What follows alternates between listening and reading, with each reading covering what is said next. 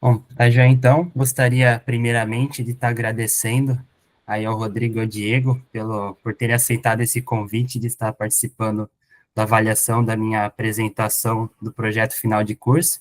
Gostaria também de agradecer ao professor Eduardo Paciência, por meu orientador, né, que me acompanhou durante todo esse desenvolvimento desse projeto. E gostaria de pedir desculpas, né, pela urgência do prazo, né, que foi marcada essa apresentação entre entrega de trabalho e tempo de avaliação, mas é isso, começando, né, hoje o tópico, né, do meu trabalho foi estudar a comunicação Bluetooth Low Energy para o monitoramento e o controle de dispositivos. Então, o que foi aplicado nesse trabalho, né, foi o desenvolvimento de um sistema de comunicação de Bluetooth Low Energy, usando uma ESP32, que é uma placa muito conhecida, de baixo custo, né, conhecida por muitos estudantes universitários, e ela foi utilizada como servidor para fazer a transferência de dados com o dispositivo cliente, né? No caso, utilizando as plataformas Bluetooth LE Explorer e o MIT App Inventor, né? Então, foi desenvolvida uma aplicação no MIT que pudesse fazer esse monitoramento e controle desses dados, né? Então, o intuito de fazer esse desenvolvimento seria focar nos principais conceitos que estão atrelados ao protocolo, né, a implantação do protocolo Bluetooth Low Energy, e de forma, né, que organizando isso, o projeto sirva também como um guia prático para a implementação de projetos futuros com BLE, principalmente no que tange aos alunos de engenharia de controle e automação aqui do nosso campus da Unesp, né, então, visto que ainda que existe uma necessidade por parte dos alunos de lidar com o protocolo de uma forma didática, simples, né, de ter algo que possa ajudá-los, orientá-los para conseguir desenvolver novas aplicações relacionadas, né, que usam os mesmos princípios que esse projeto utilizou. Então, para iniciar, vou trazer aqui alguns conceitos básicos da teoria, né, que envolve o Bluetooth Low Energy. Então, ao contrário do que muitos pensam, né, o Bluetooth Low Energy não é um modelo do Bluetooth, né, claro, ele iniciou-se como uma versão do Bluetooth, mas ele foi desenvolvido em uma vertente totalmente, bastante diferente do Bluetooth, como o Bluetooth clássico, né, já conhecido. Então, o Bluetooth Low Energy ele é mais aplicado para aplicações que vão exigir um consumo menor de potência, né, que vão exigir um consumo menor de energia. Então, enquanto o Bluetooth clássico ele é mais aplicado para algumas funções que vão exigir, por exemplo, transferência de arquivos de áudio, em que necessita do estabelecimento e o mantimento de conexões contínuas, o Bluetooth Low Energy vai ser mais aplicado para situações, dispositivos IoT que vão enviar um baixo volume de dados e que vão executar, portanto, conexões rápidas, né? Ou seja, ele vai fazer essa transferência dos dados e vai ter um consumo maior de energia durante essa transferência, e nos momentos nos intervalos que ele não faz essa transferência, ele se mantém num estado de dormência, né? No modo ocioso, e que dessa forma vai permitir com que ele tenha um menor consumo de energia se comparado com o Bluetooth clássico. Então, né, nós costumamos dizer que o Bluetooth Low Energy ele não vem para substituir o Bluetooth, né? Ele é uma tecnologia complementar que vai ser mais utilizada em aplicações de baixo consumo. Então, aqui, né, para explicar esse funcionamento, né, esse princípio que torna o Bluetooth Low Energy uma tecnologia de menor consumo energético, né, ele é dividido em duas camadas principais, né? Então, tem a camada host e a camada do controlador. A camada do controlador, ela vai estar mais ligada às camadas física e de enlace, né, que vão estar associadas com as operações de baixo nível, né, que vão realmente fazer a interação com o dispositivo cliente, né, na questão de recepção e emissão dos dados.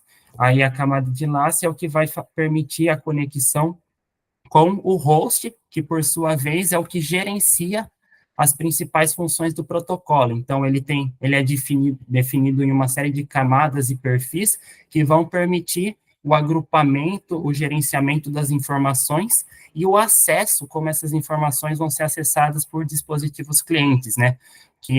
Isso será feito por meio de uma aplicação, né? Que é a camada mais externa. Então, uma camada de aplicação que por meio de onde serão configuradas, né? Serão realizadas a descoberta, a conexão e a troca desses dados entre os dispositivos. Aqui vale ressaltar também, né, que essa distribuição, essa divisão entre host e controlador, ela também serve para garantir a interoperabilidade entre hosts e controladores de diferentes fabricantes, né? Isso daí permite que uma organização própria do host, né, para diferentes versões de placas, consiga ter uma integração mais fácil, né? Diferentes versões do controlador para se integrar ao host.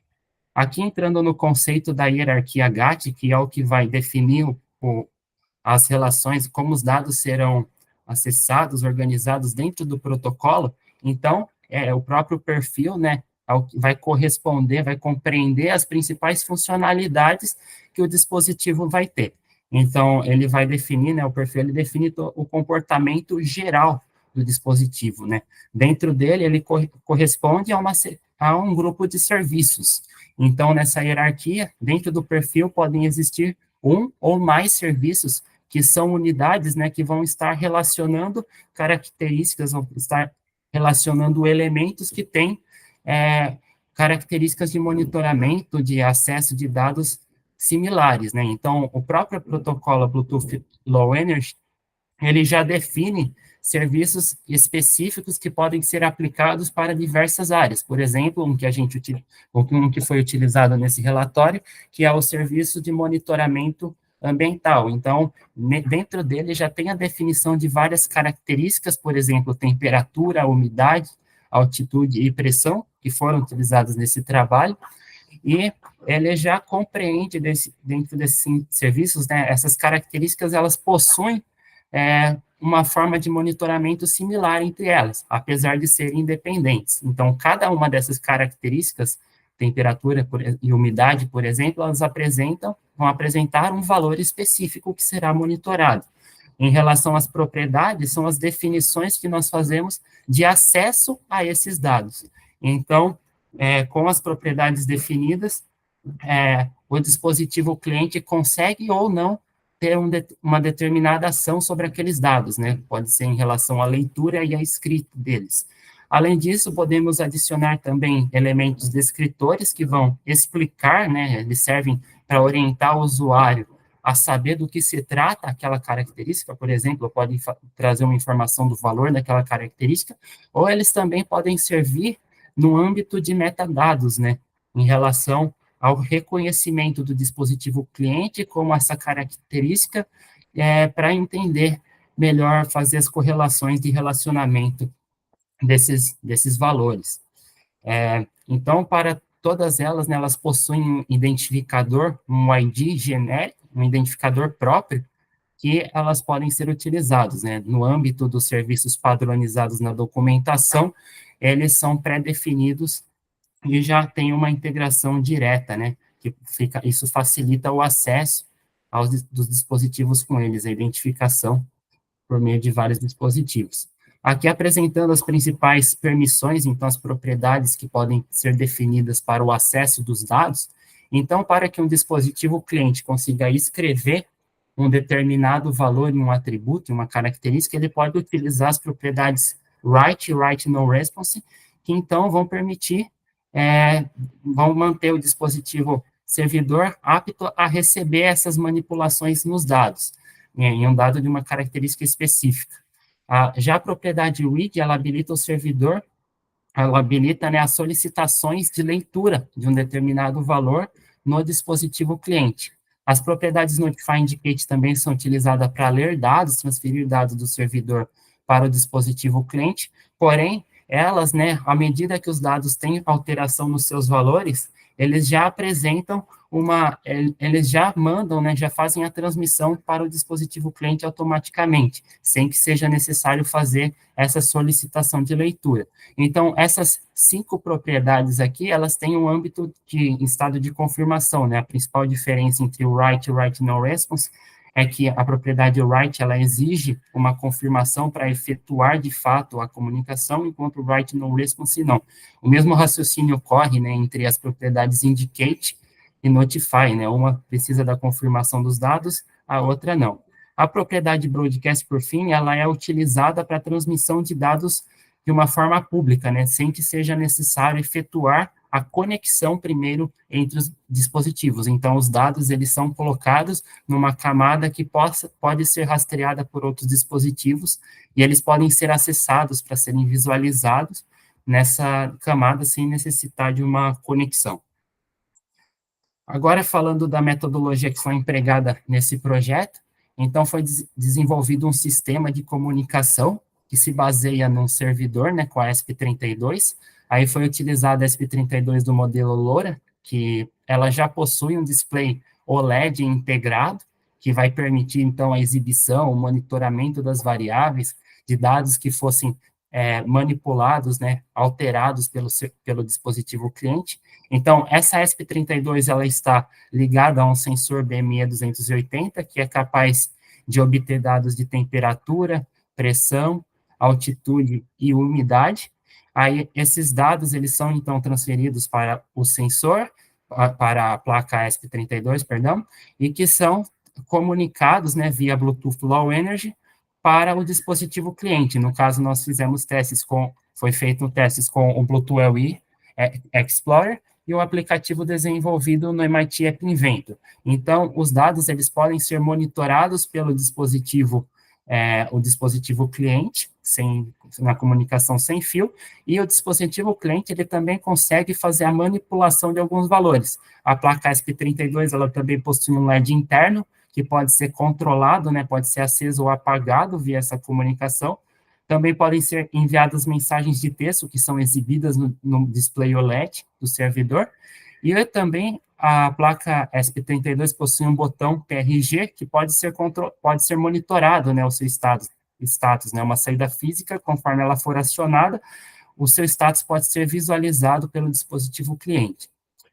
Então, aqui no projeto, então, para isso foi configurado no perfil GAT dois serviços, o serviço de sensoriamento ambiental, pré-definido na documentação do Bluetooth Low Energy, e o serviço Automation I/O. Então, dentro desses serviços foram indicadas essas características, então, definida temperatura, umidade, pressão e altitude. Foram colocados também, utilizados descritores de texto para mostrar, né, indicar do que se trata essas características, as unidades de medida de cada um dos valores que serão mostrados, isso daqui para ser visualizado no Bluetooth LE Explorer.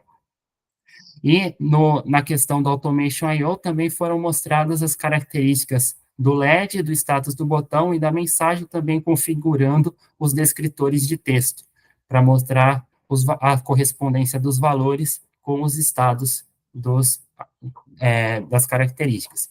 Então, aqui, sobre a programação executada na ESP32, né, no firmware, então foi utilizada a interface Arduino IDE para fazer essa confecção, e a programação, ela se baseia nas funções básicas, né, do Arduino, então, void setup e void loop.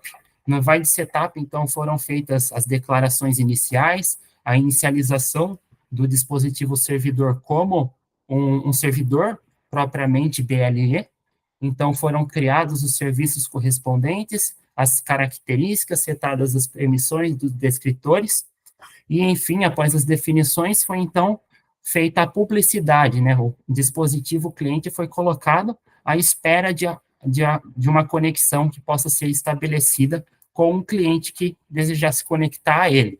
Então, o dispositivo é publicado e quando um cliente se conecta, ele começa, então, a mostrar notificações e fazer a amostragem das grandezas ambientais. Então, ele começa a mostrar os valores no display OLED e transferir esses dados para o dispositivo cliente a cada 3 segundos. Então, no intervalo, mostra a temperatura, depois de 3 segundos mostra a pressão, depois mostra a altitude e, por fim, a umidade.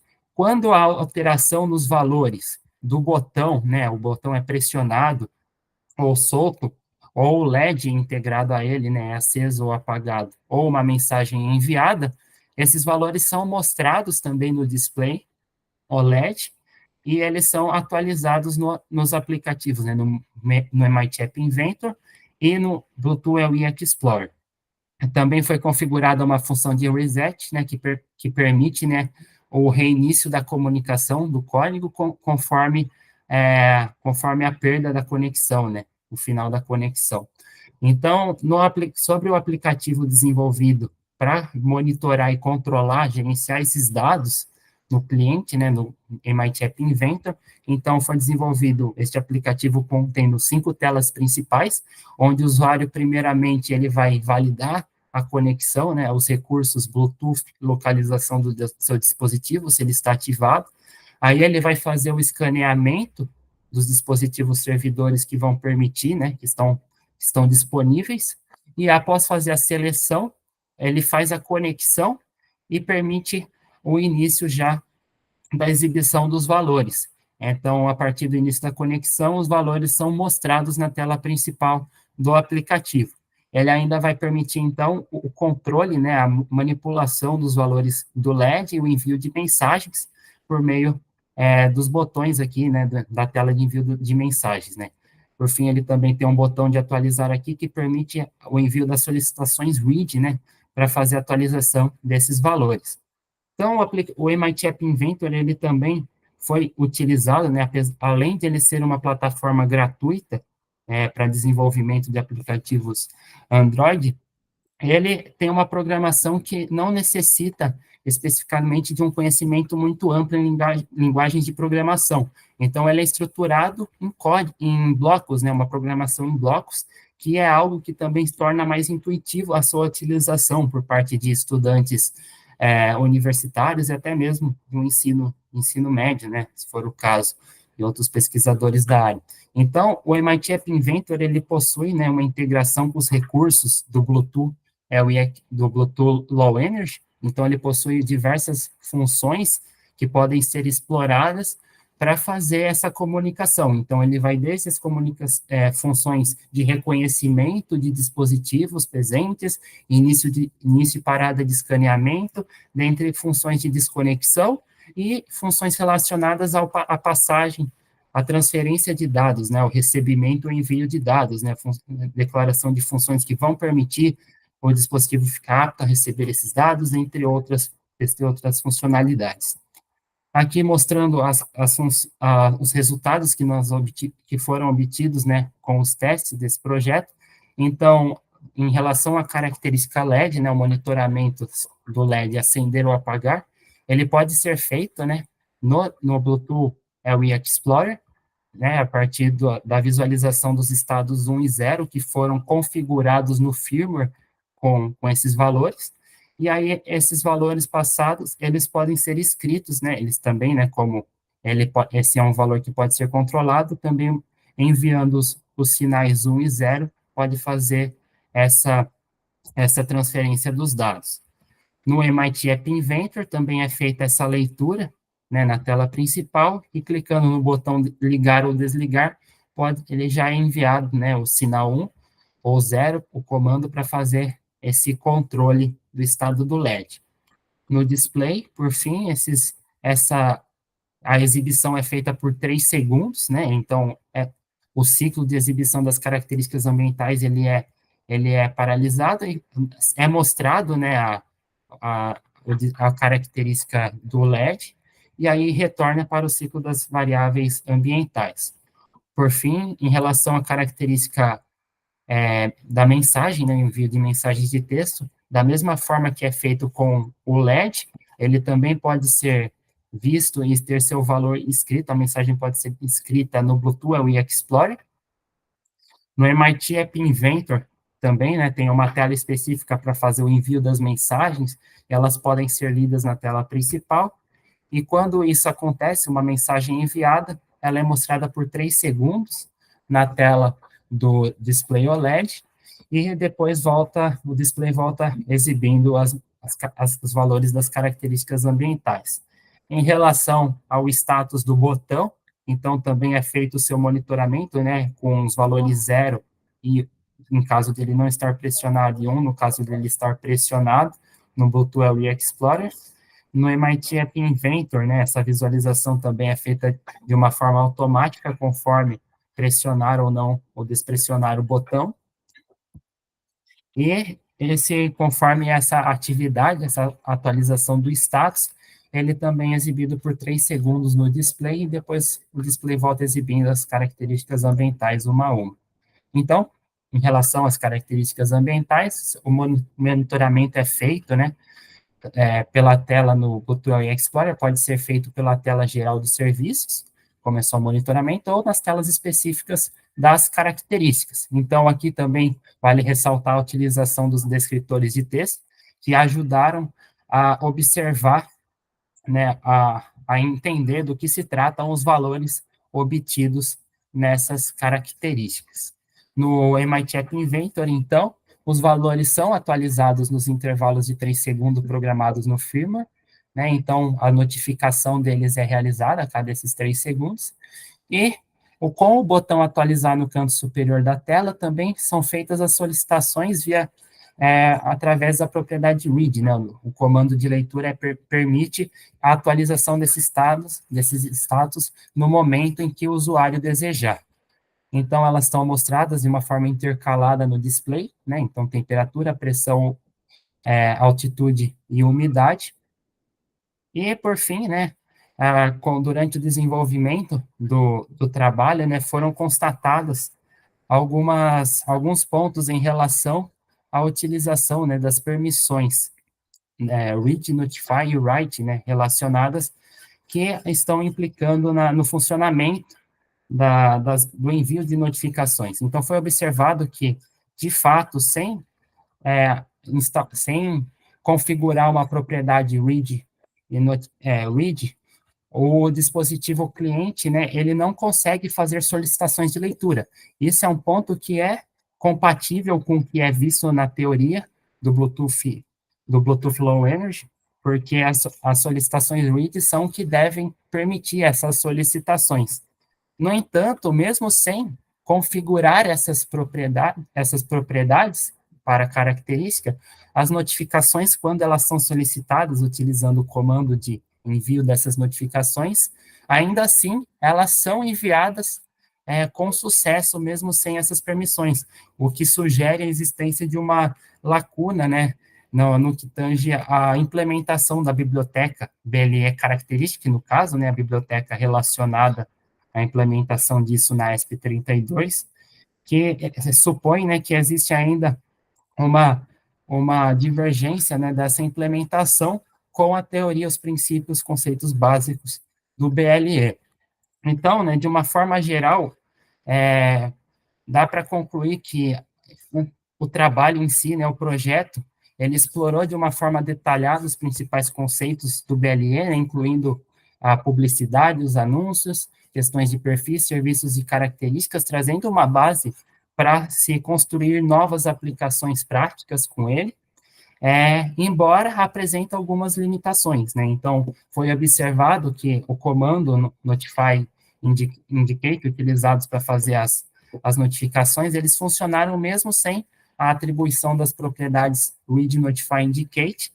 Porém, por outro lado, né, sem a propriedade read, as requisições de leitura não são solicitadas, né? O que mostra que a biblioteca BLE característica, ela tem algumas limitações ainda no quesito de habilitação das propriedades, só que, mesmo assim, para suportar as funcionalidades básicas de transferência de dados, ela funcionou com bastante êxito. Então, né, com isso, né, chega à conclusão, né, que podemos validar a utilização do BLE com a ESP32, né, utilizando a ESP32 sendo uma solução viável de baixo custo, que tem uma interface de programação sugestiva, intuitiva, né, para alunos universitários. Então, ela facilita, né, o desenvolvimento, simplifica várias operações do desenvolvimento do protocolo, e ela pode ser ainda aplicada para diversas outras finalidades, né? Então, com isso, né, esse projeto ele acaba servindo também como um guia prático e teórico que pode apontar para novas oportunidades de melhoria e expansão dentro desse ecossistema, né? Então, por fim, gostaria de salientar que embora a propriedade broadcast, que foi citada, ela não foi explorada, as técnicas, né, que foram empregadas com as outras características, elas poderiam muito bem ser aplicadas, né, também ser replicadas para a utilização dessa propriedade. Claro que aí, no caso, teriam algumas diferenças, né, porque os dados, eles são passados numa outra esfera, para serem publicados sem a necessidade da conexão, mas os princípios básicos das transferências e obtenção de dados, eles poderiam ser utilizados. Gostaria, então, de agradecer aos professores e agora abrir para as questões e dúvidas sobre o projeto.